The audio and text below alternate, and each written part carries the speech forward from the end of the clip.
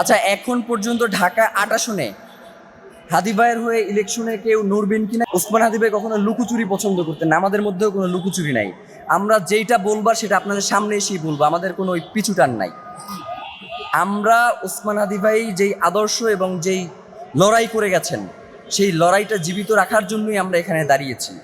নয়তো আমাদেরকে যেইভাবে এই ফোকাস থেকে দূরে সরিয়ে রাখবার জন্য চেষ্টা করা হচ্ছে, আজকে তাইলে আমরা আপনাদের সামনে আইসা দাঁড়াইতাম না। সোজা কথা, আমরা এখানে দাঁড়াইছি মানেই হচ্ছে ওসমান হাদির খুনিদের গ্রেফতার নিশ্চিত করেই আমরা এখান থেকে যাব। আচ্ছা, এখন পর্যন্ত ঢাকা ৮ আসনে হাদি ভাইয়ের হয়ে ইলেকশনে কেউ নড়বেন কিনা এ ব্যাপারে ইনকিলাব মঞ্চ কোনো ধরনের সিদ্ধান্ত গ্রহণ করে নাই। এবং এখন পর্যন্ত আমরা ঢাকা ৮ আসনে ইনকিলাব মঞ্চ সিদ্ধান্ত গ্রহণ করবে কিনা সে ব্যাপারে আমাদের মধ্যে কোনো মিটিং হয় নাই। তো আমরা ইনশাল্লাহ এটা নিয়ে অতি শীঘ্রই বসবো এবং আপনাদেরকে এই ব্যাপারে আমরা তথ্য জানাবো। মানে আপনারা অতি দ্রুত ওসমান হাদিকে যারা খুন করেছে তাদেরকে দেশে থাকলে গ্রেফতার করেন, আর দেশে যদি না থাকে তাহলে তাদেরকে বিদেশে যেখানেই থাকুক সেইখান থেকে আনবার ব্যবস্থা করেন। এর বাইরে আমরা আসলে আর কিছু জানি না। এখন হচ্ছে যেইটা সেটা হচ্ছে আপনাদেরকে অতি দ্রুত আপনারা যে কি করবেন সেটা আমাদের বোঝা হয়ে গেছে। আপনাদেরকে আমরা ইনকিলাব মঞ্চের পক্ষ থেকে জানাইতে চাই যে অতি দ্রুত একটা দ্রুত বিচারিক ট্রাইব্যুনাল আপনাদের গঠন করতে হবে, যেখানে এই ঘটনার সাথে যারা জড়িত তাদেরকে অতি দ্রুত বাংলাদেশের বিভিন্ন গোয়েন্দা সংস্থার যে সর্বোচ্চ যারা ইন্টেলিজেন্স আছে তাদেরকে প্রয়োজনে আপনারা এর সাথে যুক্ত করে একটা দ্রুত বিচারিক ট্রাইব্যুনাল গঠন করেন। এবং যদি আপনারা এটা করতে সক্ষম না হন তাহলে এফবিআই এবং স্কটল্যান্ড ইয়ার্ডের মতো যারা পেশাদার ইন্টেলিজেন্স আছে তাদের সহায়তা নেন। তাদেরকে বাংলাদেশে এনে এর পিছনে কারা কারা রয়েছে তাদেরকে দ্রুত গ্রেফতারের ব্যবস্থা করেন এবং বিচারের মুখোমুখি করেন। কোনো হাঙ্কি পাঙ্কি আমরা শুনতে চাই না। এই যে ইসের বন্দুক যুদ্ধের মাধ্যমে হত্যা করা এইসব বালসাল এখন আর আমরা জানতে চাই না। আমরা চাই ওসমান হাদিকে যারা খুন করেছে তাদেরকে জনতার সামনে এনে আপনারা উপস্থাপন করেন, তাদেরকে বিচারের মুখোমুখি করেন। এর বাইরে আমরা আর কিচ্ছু জানতে চাই না। প্রিয় ভাইয়েরা, ওসমান হাদি ভাই বাংলাদেশের স্বাধীনতা সার্বভৌমত্বের প্রতীক ছিল। এই যে এখানে এত সাংবাদিক রয়েছেন, আপনারা জানেন ওসমান হাদি মানে আপনারা তো অনুসন্ধানী সাংবাদিক আছেন অনেকেই, আপনারা জানেন ওসমান হাদি কোন ধরনের লাইফ লিড করতো, তার পরিবারকে কত সময় দিয়েছে। সে আজীবন এই শাহবাগের রাস্তায় পড়ে রয়েছে এই জুলাই পরবর্তী সময় থেকে, যে বাংলাদেশের স্বাধীনতা সার্বভৌমত্ব কিভাবে টিকিয়ে রাখা যায়, কিভাবে জুলাইকে বাঁচিয়ে রাখা যায়, কিভাবে এই সরকারকে স্থিতিশীল রাখা যায়। কিন্তু এই তিনটার একটাও আপনারা করতে সক্ষম হন নাই। তা আমরা বলতে চাই যে অতি দ্রুত আপনারা একটি বিচারিক ট্রাইব্যুনাল গঠন করেন এবং সেক্ষেত্রে আপনারা এফবিআই এবং স্কটল্যান্ড ইয়ার্ডের মতো গোয়েন্দা সংস্থাকে এর সাথে যুক্ত করেন। এবং আর একটা জিনিস যেটা সেটা হচ্ছে যে দায় এড়ানোর কোনো সুযোগ নেই। এবং আপনারা দেখছেন যে বিভিন্ন ধরনের নাটক টাটক শুরু হয়ে গেছে ওসমান ভাইকে গুলি করার পর থেকেই। বিভিন্ন জায়গায় আমরা স্যাবোটেজের ঘটনা শুনতে পাচ্ছি। ভাইয়ের একটা জিনিস বইলা দেই, ওসমান হাদি এমনই একজন ব্যক্তি, পুরো বাংলাদেশও যদি অস্থিতিশীল হয়ে যায় ওসমান হাদিরে আপনারা সেখান থেকে আলাদা করতে পারবেন না। ওসমান হাদি হচ্ছে আলাদা একটা সত্তা, যে সবার সামনে বলেছে না নজরুল যে উঠিয়াছি আমি একা চির বিস্ময় বিশ্ববিধাত্রীর। ওসমান হাদি হচ্ছে সেই বিশ্বের চির বিস্ময়, যে একা দাঁড়িয়ে থাকে, তার আর কোনো কিছুতেই তাকে আড়াল করা যায় না। যত ঘটনাই আপনারা সামনে আনেন না কেন ওসমান হাদিকে আপনারা আড়াল করতে পারবেন না। তার এই খুনের বিচার আপনাদেরকে নিশ্চিত করতেই হবে। এবং সর্বশেষ যেই কথাটা বলে আজকের এই সংবাদ সম্মেলন শেষ করতে চাই সেটা হচ্ছে যে ওসমান, আমরা 24 ঘন্টা আলটিমেটাম দিয়েছিলাম না আপনাদেরকে, যে এর মধ্যে জনসম্মুখে এসে তাদের জবাবদিহি করতে হবে। তারা তো এই জবাবদিহি করে নাই, করছে করে নাই। বিকাল 3টায়, দুপুর 3টায় আমরা একটা বিক্ষোভ মিছিল দেখছি ইনকিলাব মঞ্চের পক্ষ থেকে। ওই বিক্ষোভ মিছিল পরবর্তী সময়ে আমরা কর্মসূচি ঘোষণা করব যে এই সরকারের সঙ্গে আমরা রয়েছি নাকি এই সরকার পতনের আন্দোলন আমরা ইনকিলাব মঞ্চের মাধ্যমে শুরু করব। এইটাই হচ্ছে আমাদের দাবি। মানে হচ্ছে ওসমান হাদির বিচার হবে না, কিন্তু সরকারের স্থিতিশীলতা রক্ষার জন্য আমাদের তার সাথে বসে লিয়াজও করতে হবে। সেই টিম ওসমান হাদি বানাইয়া যায় নাই। ওসমান হাদির টিম, বাংলাদেশের জনগণ তো তার সাথে আছেই। বাংলাদেশের জনগণ কেউ যদি তার সঙ্গে নাও থাকে তবু ওসমান হাদির টিম তার বিচারের জন্য এই রাজপথে বসে থাকবে। বিচার নিশ্চিত না করে ঘরে ফিরে যাওয়ার মতো টিম ওসমান হাদি বানাইয়া যায় নাই। সুতরাং এই বিক্ষোভ মিছিল থেকে পরবর্তী কর্মসূচি ঘোষণা আসবে।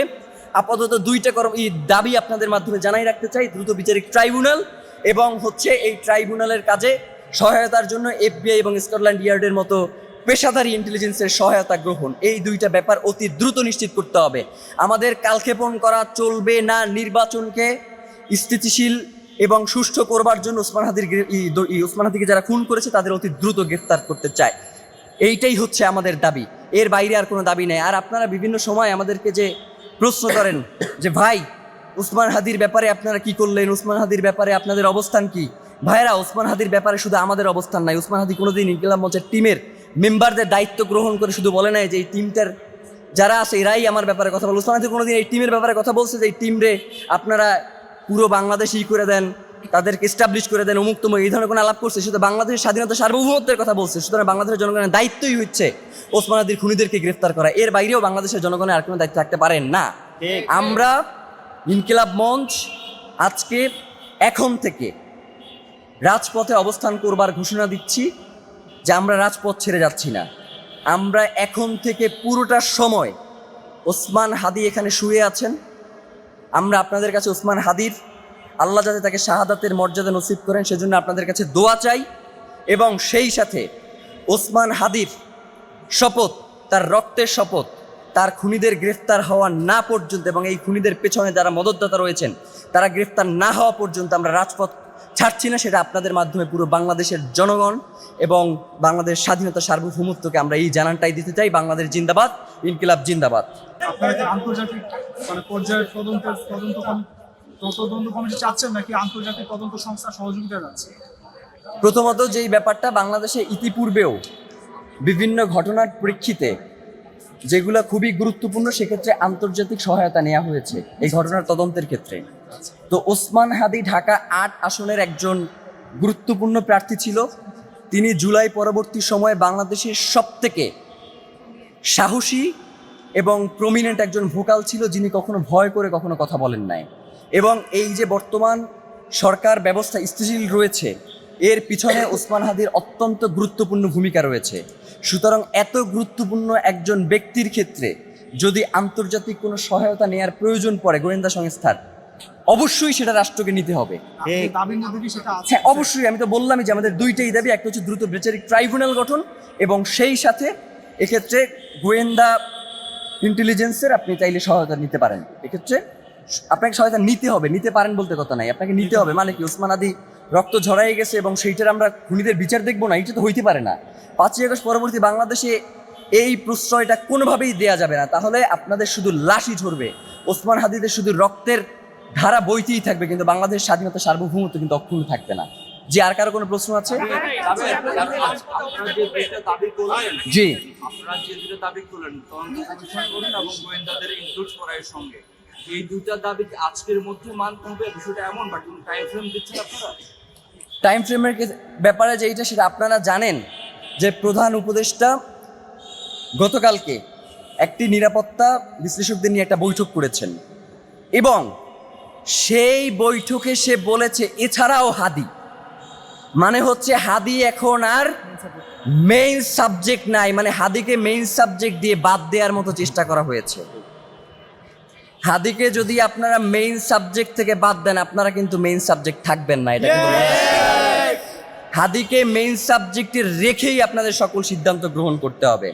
আর ভাই যেটা বললেন, অবশ্যই আগামী 24 ঘন্টার মধ্যে তারা দ্রুত বিচারিক ট্রাইব্যুনাল গঠন এবং এটার ক্ষেত্রে তারা যেই আন্তর্জাতিক গোয়েন্দা সংস্থা যেমন FBI এবং স্কটল্যান্ড ইয়ার্ডের মতো যারা পেশাদারী গোয়েন্দা সংস্থা রয়েছে তাদের সহায়তা নিতে হবে এবং রাষ্ট্রকে আপনাদের সামনে এসে জানাতে হবে যে তারা এই সহায়তার ক্ষেত্রে কি কি পদক্ষেপ গ্রহণ করেছে।